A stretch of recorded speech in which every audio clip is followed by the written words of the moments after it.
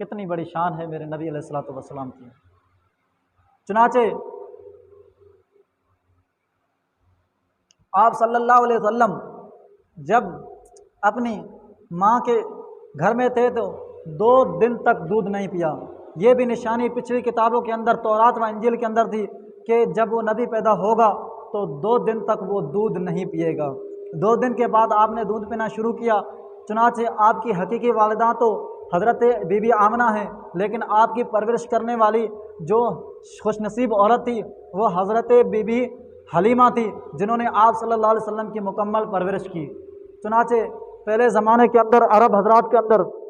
یہ رواج تھا کہ مکہ کے اندر جو بچہ پیدا ہوتا تھا تو وہ اپنے بچے کو مکمل پرورش دینے کے لیے دیہات کے اندر، گاؤں کے اندر بھیجا کرتے تھے، دوسری داعیوں کو دیتے تھے کہ اس بچوں کو پالو تاکہ ان کی نشو و نما اچھی طرح ہو سکے، وہ بچے صحت مند ہو سکیں، کیونکہ اس وقت مکہ کی زمین بڑی گرم تھی، بڑی تیز شدت کی گرمی تھی، اسی لیے انہوں نے کہا کہ یہاں پر بچوں کی پرورش صحیح نہیں ہو سکے گی، تو وہ اپنے سارے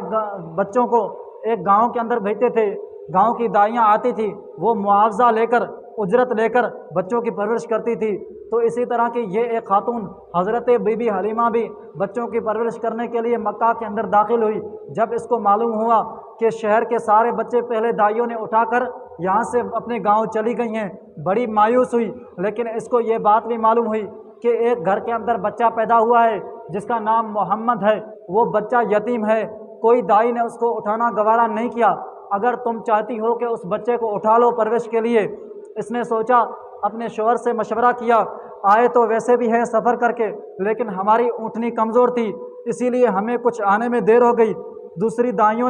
دوسری عورتوں نے پہلے سے بچوں کو اٹھا کر یہاں سے چلی گئیں، اب ہمیں واپس اگر جائیں گے تو ساری دیہات والی عورتیں، اپنی گاؤں والی عورتیں تانا دیں گی، کہیں گی کہ اے حلیمہ تجھے بچہ نہیں ملا، تو بچوں کی اچھی طرح خدمت نہیں کرتی، تیرے گھر کے اندر غربت ہے، اسی لیے تجھے کوئی بچہ نہیں ملا، چنانچہ میں اس طانے کو برداشت نہیں کر سکتی، کیوں نہ میں اس بچے ایک یتیم کو بھی اٹھا لوں۔ شوہر نے کہا کہ کیونکہ ہم بھی غریب ہیں، اگر کوئی غریب بچہ مل جائے تو اس میں ہمیں کوئی عار نہیں، کوئی معیار نہیں، آپ جاؤ اس بچے کو اٹھا کر لاؤ۔ حضرت بی بی حلیمہ فرماتی ہیں، میں فوراً آئی، دروازہ کھٹکھٹایا، اندر سے آواز آیا کہ کون؟ میں نے بولا کہ دائی حلیمہ، تو کسی نے، آمنہ نے کہا کہ اندر چلی آؤ، کس وجہ سے آئی ہو؟ میں نے کہا کہ بچہ ہے تو دے دو۔ حضرت بی بی آمنہ نے کہا، بچہ تو ہے اور دینے کے لیے راضی بھی ہوں، لیکن میرے پاس اتنی اجرت نہیں، اتنے پیسے نہیں جو تمہیں دے سکوں کہ بچے کی تم پرورش کرو، بچہ یتیم ہے، والد محترم پیدا ہونے سے پہلے ہی فوت ہو گیا۔ حضرت حلیمہ نے کہا، کوئی بات نہیں، مجھے پہلے سے معلوم ہو چکا ہے بچہ یتیم ہے، آپ بچے یتیم کو بھی مجھے دے دو، میں اس کی پرورش کروں گی، اجرت دینا ہے تو ٹھیک ہے، اگر نہیں ہے تو کوئی خیر بات ہی نہیں ہے، میں بچے کو لے جانے کے لیے تیار ہوں۔ تو میرے عزیز دوستو، حضرت آمنہ نے اپنے بچے کو اٹھا کر بی بی حلیمہ کے ہاتھ میں دے دیا۔ جب انہوں نے کپڑا بچے کا یوں کپڑے میں لپیٹا ہوا تھا چادر کے اندر، انہوں نے جب یوں اپنی چادر کو کھولا، دیکھا کہ سبحان اللہ، بڑا حسین چہرہ ہے، بڑا خوبصورت چہرہ ہے، اتنا چہرہ تو آج تک کتنا خوبصورت کسی بچے کا نہیں دیکھا۔ چنانچہ آپ نے بچے کو سینے سے لگایا، اور نبی علیہ الصلوۃ والسلام نے بھی جب آنکھیں کھولی، نیند سے سویا ہوا تھا، جب بیدار ہوا تو نبی علیہ الصلوۃ والسلام نے بھی بی بی حلیمہ کو دیکھ کر مسکرایا۔ یوں جب مسکرایا تو حلیمہ نے نبی علیہ الصلوۃ والسلام کے چہرے کو چومنا شروع کر دیا، کہنے لگے کہ اے میرے سر کے تاج، میں تجھے چھوڑ کر کہیں جاؤں گی نہیں جب تک تجھے اپنے ساتھ نہ لے جاؤں۔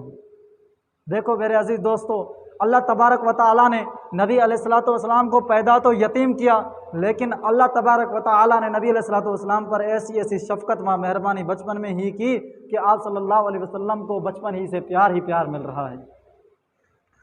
ورنہ ہمارے ہاں ماحول میں کیا ہوتا ہے، جب کسی رشتہ دار کا، کسی عزیز و اقارب کے گھر کے اندر جب بچہ پیدا ہوتا ہے، وہ بچہ اگر یتیم ہو، غریب ہو، تو کوئی آدمی اس کو اپنے ہاتھ کے اندر اٹھانے کے لیے تیار ہی نہیں ہوتا، کوئی خاتون اس بچے کو اپنے سینے سے لگانے کے لیے تیار ہی نہیں ہوتی، کیونکہ اس کو پتہ ہوتا ہے کہ یہ یتیم بچہ ہے۔ ہم یتیم سے دور بھاگتے ہیں، لیکن نبی علیہ الصلوۃ والسلام پر اللہ کی بچپن میں ہی اتنی رحمت و شفقت کہ ہر ایک آ رہا ہے، اپنے ماتھے کو چوم کے جا رہا ہے، پیار و شفقت دے رہا ہے۔ تو نبی علیہ الصلوۃ والسلام کو حضرت بی بی حلیمہ نے اٹھایا، اپنے شوہر کے پاس آئیں، کہنے لگیں کہ بچہ تو لائی ہوں، جو کچھ ہوگا دیکھا جائے گا، جلدی سے چلیے۔ اونٹنی بھی کمزور ہے اور ہمیں راستے کے اندر ہی گزر جائے گی، جلدی جلدی چلنے کی کوشش کرو۔ چنانچہ